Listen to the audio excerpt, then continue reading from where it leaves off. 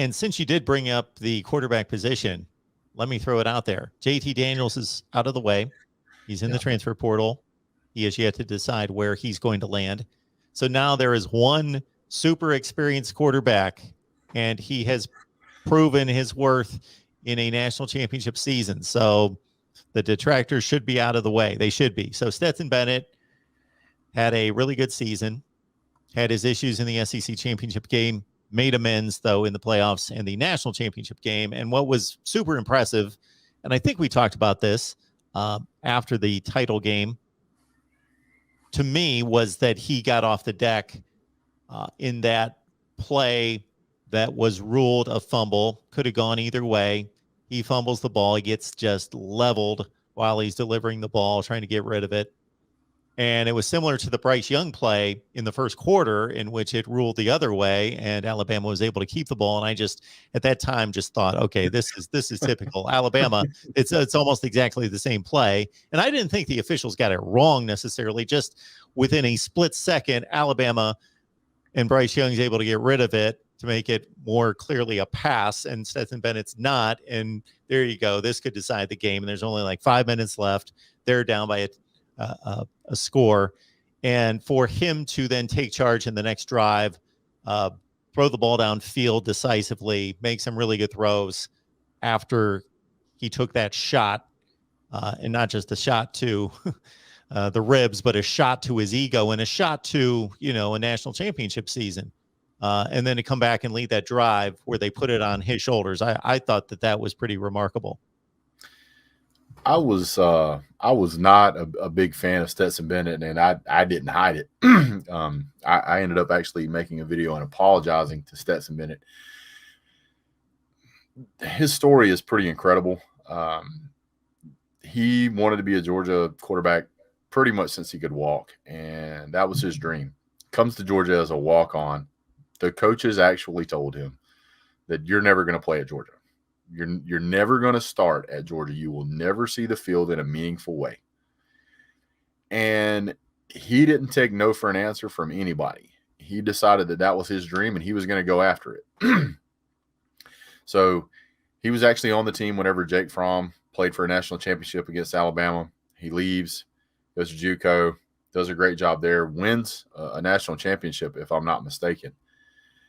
Comes back to Georgia as a scholarship player, and is at the beginning of the season is third on the depth chart. Does Stetson Bennett take no for an answer? Nope. Stetson Bennett continues to fight. He prepared. He practiced. He was ready every day. The moment he got an opportunity to go in, he latched onto it with both hands, and he never looked back.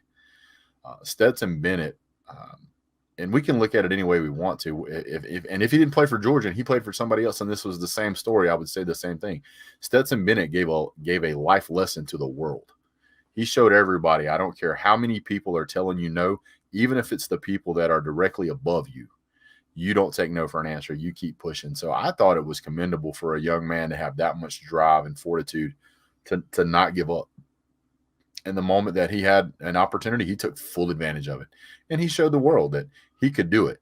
So to me, whenever he went down in the fourth quarter, a lot of quarterbacks would have folded up. And they would have just caved. The pressure would have been too much. The dream's over. I really can't do it. They would have doubted themselves. Not Stetson Bennett. Stetson Bennett got up and said, I am not going to be the reason that we lose this game. And I thought the way that he worded that and said that was extremely telling of his character. He didn't blame a referee. He didn't blame anybody. He took full responsibility. Every Georgia fan in the world and fans of many other teams looked at that play and went, that's the wrong call. He got hosed. The referee is to blame. But Stetson didn't do that. Stetson took it in stride and stood up and said, you know what, get me the ball back and let's go down the field. I do want to give a lot of credit to the Georgia defense, because if you go back, because I went back and watched the highlights today again, and it's just still incredible to watch that. The first 4 times that Alabama goes down the field, they end up having to kick a field goal. And 3 out of those times, they were inside the 15. So that Georgia defense really bristled when it needed to and, gave us an opportunity to win that game. If they would have scored touchdowns on all of those drives, you're talking 28 points right there, plus the touchdown they get at the end. That's 35 points. That is a much different ball game. So I was very, very impressed with the defense, but also equally impressed with Stetson Bennett, dragging himself up off the turf and saying, I need the ball so we can go win this. So that said about Stetson Bennett and what he has proven, again, the only other experienced quarterback on the roster, JT Daniels, is gone. So he's off the table. Now you have three extremely gifted quarterbacks, Gunnar Stockton, Brock Vandegrift, and Carson Beck in line. So is your thought that there should be an open competition, or do you say the national championship quarterback, it's his job until he proves otherwise? I think there's a lot to look at here. I think it's extremely difficult to take the job away from an experienced quarterback who's faced such adversity and succeeded. A guy who is not going to collapse under pressure. A guy who knows he's going to get sacked and he's going to get up and do what he needs to do. There were several throws that he threw in there where he just absolutely got blasted. There was one there close to the end where Brock Bowers scores the winning touchdown where he got actually smacked in the head, like they hit him in the head.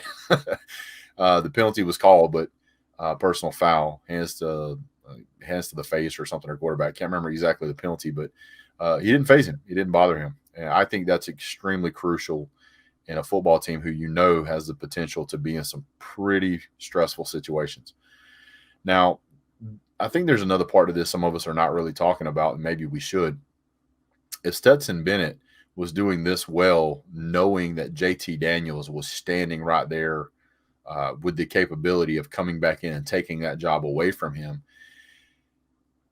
is this going to give him a little bit of I won't say breathing room, but maybe some more confidence that this is his job and he doesn't necessarily have to overthink things? I was pretty impressed with some of the passes he was making. I think he did a much better job reading the field, especially against a really good Alabama defense. If he can continue to develop at the rate that he looked at to make that change against Michigan and the way that he changed when played against Alabama, there's no reason why I would want to change away from Stetson Bennett. I'd be completely okay with him moving forward.